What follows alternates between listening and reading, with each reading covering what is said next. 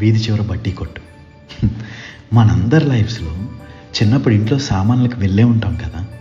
ఇప్పుడంటే స్టైల్గా ఒక బ్యాగ్ వేసుకుని సూపర్ మార్కెట్స్కి వెళ్ళి ఎడాపెడ నచ్చింది కొనేస్తున్నాం. కానీ అప్పట్లో మన అమ్మలకి మనమే బ్లింకిట్, స్విగ్గీ మార్ట్ ఏం కావాలన్నా పరిగెట్టుకుంటూ వెళ్ళేది ఈ బడ్డీ కొట్టుకి. అమ్మ 5 రూపీస్ కాయిన్, 10 రూపీస్ నోటు ఇచ్చి మైదా పిండో శనగపప్పు తీసుకురాని కొట్టుకు పంపిస్తుంది. వెంటనే పారగాన్ చెప్పులు వేసుకుని లింగలింగమంటూ పరిగెట్టేవాళ్ళం.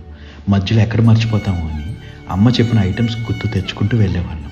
ఇంకా బడ్డీ కొట్టుకు వెళ్ళగానే తాత అది ఇవ్వు, అవ్వ ఇది ఇవ్వు అంటూ వరుసలు పెట్టే పిలుచుకునేవాళ్ళం.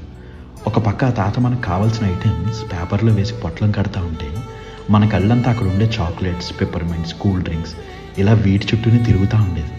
ఇంటికి వెళ్ళిపోయాక మిగిలిన చిల్లరను ఉంచుకోలే అని అమ్మ అంటే మామూలు హ్యాపీనెస్ కాదండి బాబు అది.